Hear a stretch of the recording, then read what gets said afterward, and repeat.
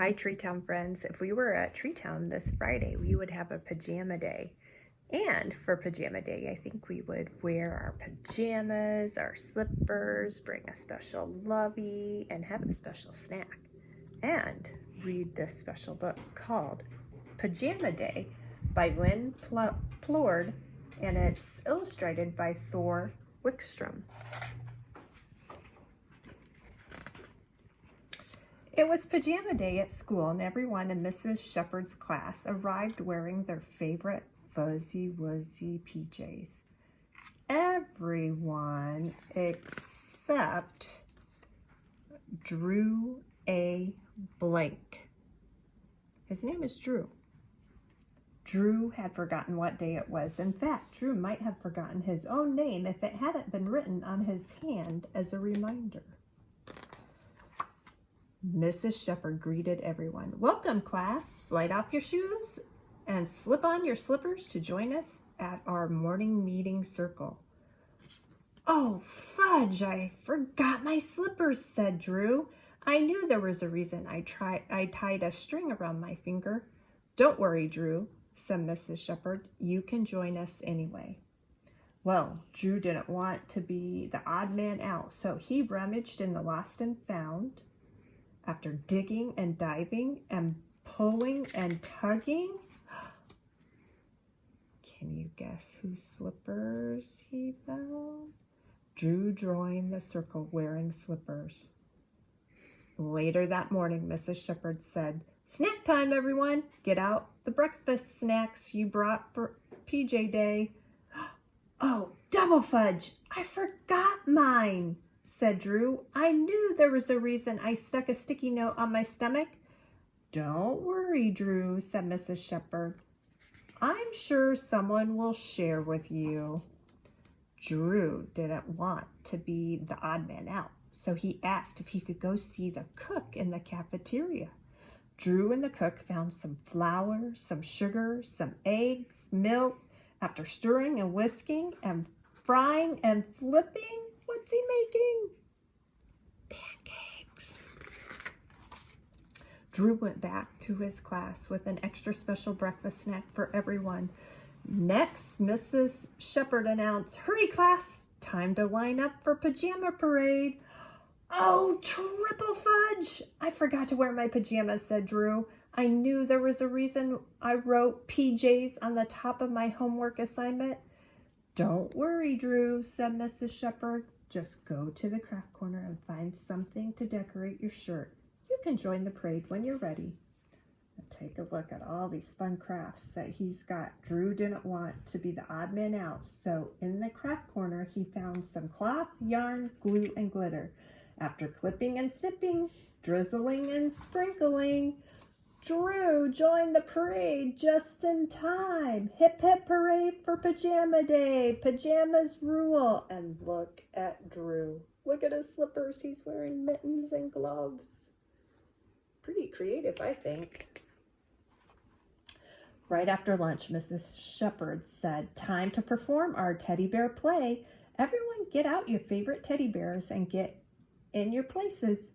Oh, quadruple fudge, I forgot mine, said Drew. I knew there was a reason I drew a big T on today's date on the calendar. Oh, don't worry, Drew, said Mrs. Shepherd. You can be in charge of the curtain. But Drew did not want to be the odd man out. Look what he's going to be doing. So he found a furry friend and went over and dressed him up in the corner. And after buttoning and zipping and combing and crowning, Drew and his friend joined the play, and he was a big hit. Can you tell which one is his? The hamster. Oh my gosh. Later that afternoon, Mrs. Shepherd said, "Now it's silent reading time. Everyone grab a book from the shelf and the pillows you brought from home and get cozy." Ah, quintuple fudge! I forgot my pillow. I knew there was a reason why I set the alarm on my wristwatch, so I'll remember it. Don't worry, Drew, said Mrs. Shepherd. Just roll up your sweater for a pillow.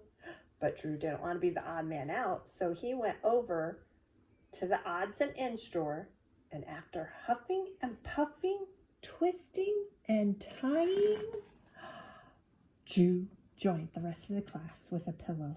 What a use! A balloon! At last, Mrs. Shepherd's class settled down for a silent reading. Everyone snuggled up on their pillows and opened their books. And soon the only sound coming out of Mrs. Shepherd's class was zzz. And after curling up with their pillows and books and getting all comfy and cozy, everyone snoozed. Everyone except for Drew A. Blank. Drew tossed and he turned. He fussed and fidgeted. He couldn't sleep. He had the nagging feeling he was forgetting something. What is it? Thought Drew. What am I forgetting this time? He checked his strings, his sticky notes, his to-do list. What could it be? Drew worried. Drew tossed and turned one too many times on his pillow. And pop! Mrs. Shepherd and all the other students woke up with a start.